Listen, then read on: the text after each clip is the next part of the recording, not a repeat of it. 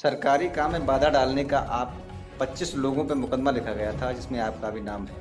पूरा मामला क्या था? देखिए, सरकारी काम में बाधा,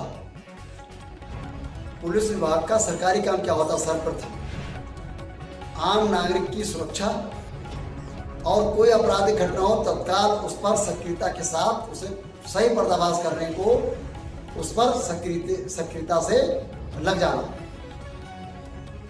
लेकिन हमारे थाने बीसलपुर सोनगढ़ी पुलिस संबंधित चीजें सामने क्या आई है हरीश गंगवार हत्याकांड में?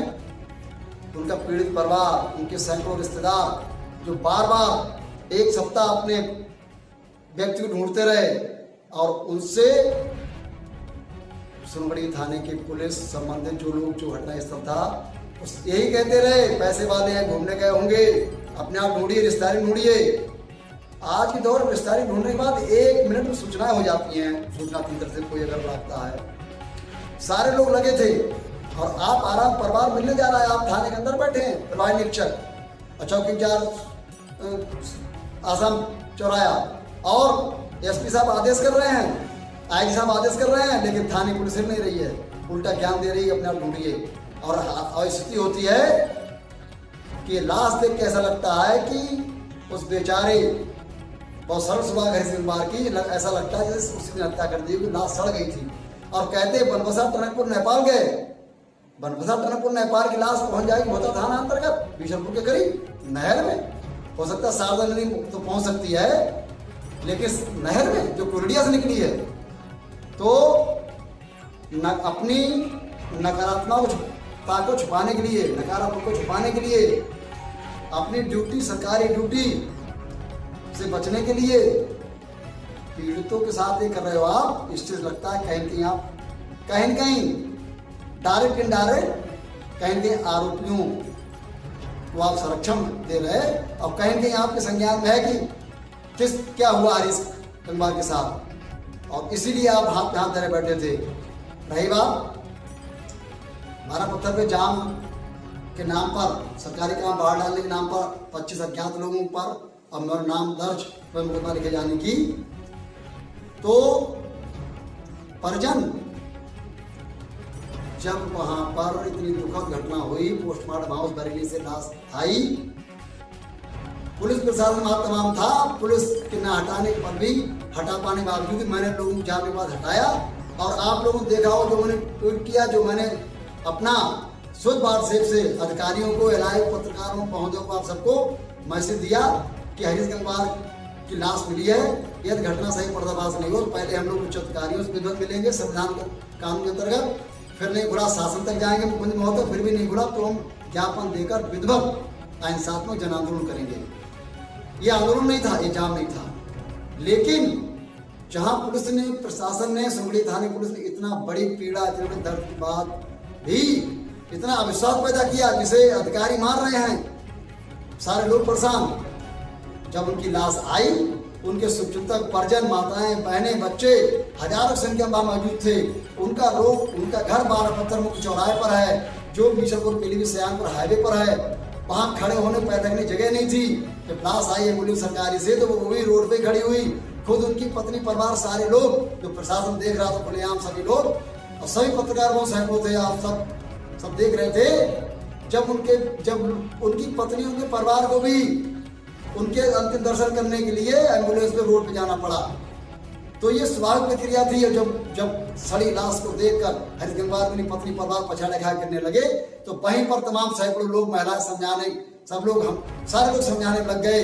लेकिन उनकी पत्नी ने एक ही बात कही कि मुझे पुलिस अधीक्षक पीलीभीत, तो जिलाधिकारी पीलीभीत से नीचे अब किसी पर विश्वास नहीं रहा है, मैं सिर्फ उनसे बात करना चाहती हूँ, वो कहीं भी जब तक नहीं आएंगे हम अपने पति का संस्कार नहीं करेंगे, हमें और किसी से कोई कर नहीं है। लेकिन जब यहाँ रोड पे घर हजारों लोग, अरे भाई, एक वीवीआईपी मंत्री संतरी कोई या बड़ा उच्च अधिकारी काफले के साथ आता है तो रोड जाम लग जाता है। ये तो इतना दर्द था, हजारों लोग थे अंतिम संस्कार के लिए, स्वाभाविक था आवागमन बाधित होना। अब मैं कहना चाहता हूँ, हजारों सैकड़ों पुलिस वाले भाई वहां पहले ड्यूटी थे, उन्होंने व्यवस्था क्यों नहीं रखी कि एम्बुलेंस लाश वाली रोड खड़ी करा दी? सब देख रहे हैं, वीडियो सब देख रहे हैं, वो आपको व्यवस्था रख के साइड रखते और 10 कदम का सत्याग्रह था, कायदे से वो कराई जाती, लेकिन परिवारजनों को इतना कष्ट था कि उन्हें भय व्याप्त हो गया। उनकी पत्नी चीख चीख कह रही कि मेरे दोनों बच्चे हैं, ये छोटे छोटे, साजिश हुई मेरे साथ, मेरे पति, मैं अबला हूँ, मेरे बच्चों की सुरक्षा कैसे होगी मुझे क्या मालूम, हत्यारे नहीं पकड़े गए, कौन है, कहाँ बीच का कहाँ का है। तो उन्हें अपने अंदर भय पैदा हो गया, तो वो घस खा के गिर गए। उनके लोग उनकी इस पीड़ा को, जो बुद्धिजीवी लोग थे, हम थे, तमाम जो भी लोग थे, पुलिस प्रशासन, बीसलपुर सीओ महोदय भी देख रहे थे, इंस्पेक्टर महोदय देख रहे, तमाम फोर्स थी। हम लोग बार बार ये कह रहे थे जब एक विश्वास कायम नहीं हुआ, फिर भी हम लोगों ने एसडीएम बीसलपुर सीओ बीसलपुर महोदय पर डायरेक्ट बात कराई। जब वो उनसे सहमत नहीं हुए, सारे मीडिया बंधु के लोग थे, सब वीडियोग्राफी हो रही, बार बार ही हो रही, भीड़ खड़ी थी, उस भीड़ जरूर हम लोग समझाने के लिए भाई नियंत्रित मत हो, बैठ जाओ, सावधान रहो, ये जरूर हम लोग भी कहते रहे, जिससे कि एक दुख की घड़ी में किसी कोई राज तो बाहर जाके कोई अनहोनी ना कर दे, जिससे एक नई बात हो जाए। तो ये जिम्मेदार होने के नाते हमने वहां पर फर्ज अदा करा। और जब एसपी साहब पहुंचे वहां, कि उसका दुखद घटना बाहर के आजी साहब आए हुए थे दूर कहीं माउंटेन तरफ, जब वहां पहुंचे वो, तो उनको डायरेक्ट हम लोगों ने सीधे वहीं कह दिया कि सीधे एसपी साहब और परिजन बात करेंगे, कोई नहीं, क्योंकि राजनीति में नहीं है ना कोई बात है। सीधे उन्होंने बात करी। अब 15 मिनट बाद उन्होंने जो 4 मांगे थी उनकी, हमारे परिवार को सुरक्षा दी जाए, सही हत्या घटना खोली जाए, हत्यारे सही पकड़े जाए, और यदि घटना खुलने में कोई असमर्थता जताती पुलिस, तो सीबीसीआईडी सीबीआई जांच कराने से बात करी जाए। और जिस पुलिस सुनगड़ी पुलिस थाना अंतर्गत जो अविश्वास पैदा हुआ, जिसकी वजह से लापता उनके पति 7 वर्ष नहीं मिल पाए लगभग, उन और जो वो गए तो उन्हें दुत्कारा गया, गलत कहा गया, उन पर लापरवाही बरतने की जांच कराकर दंडात्मक कार्रवाई की जाए। क्या गलत हुआ इसमें? कोई गलत हुआ हो, कहीं पर गलत हो, ये स्थिति, और उसके बाद आपने विश्वास कायम किया, एक विश्वास और गलत कर दिया। ये आप जो वहाँ रिश्तेदार मिलने वाले सब हमदर्द दुख की घड़ी में परिवार ढाल बनाने आए थे, पुलिस प्रशासन झाड़ बना, पत्रकार बना रहे थे, और उसको आप भय पैदा करने के लिए आपने अज्ञात में, हम इतना जरूर कहना चाहेंगे, अज्ञात को मत रखो आप। अगर आपको इसके बाद भी ये लगता है कि देवस्वरूप पटेल ने ऐसा कुछ किया है जिससे रोड बंद हुआ, तो आपने जो कार्रवाई की है, आपकी गलत कार्रवाई को भी हम कानून के आधार पर कानून की कार्रवाई, कानून जवाब देंगे, लेकिन आप अज्ञात कोई मत रखिए, 25 कोई मत रखिए। क्योंकि देवस्वरूप पटेल ने ये हरीश गंगवार, और केवल एक पब्लिक के दर्द के लिए नहीं, मैं बताना चाहता हूं, सरकारें किसी की रही हो, जब 1992 में भयंकर रूप हमारे तराई क्षेत्र में आतंकवाद था, डूडा कॉलोनी में कठुआ बीनते हमारे गरीब मजदूर भाई लोग डूडा कॉलोनी में मारे गए, पुलिस प्रशासन आतंकवाद उस सर नहीं घुस पा रही जंगल में थी, तो हमारे बुजुर्गों ने, हमारे लोगों ने, कि हम लोग, हमारा गाँव जंगल किनारे है, सब लोगों ने पुलिस से आगे चल के, ट्रालियां भर भर के आगे चल के हम लोग वहां तक पहुंचे, सड़ी गड़ी लाशें उठाने, क्योंकि आतंकी पुलिस को निशाना बनाने की फिराक में थे, क्योंकि इसलिए वर्दी पहने थे। तो उनको पौधा, हम लोगों ने अपने सुरक्षा कर्मियों की सुरक्षा के लिए आम जनता सामने आई, तो भी देवस्वरूप पटेल के अपने किसान के माध्यम से आगे आना पड़ा।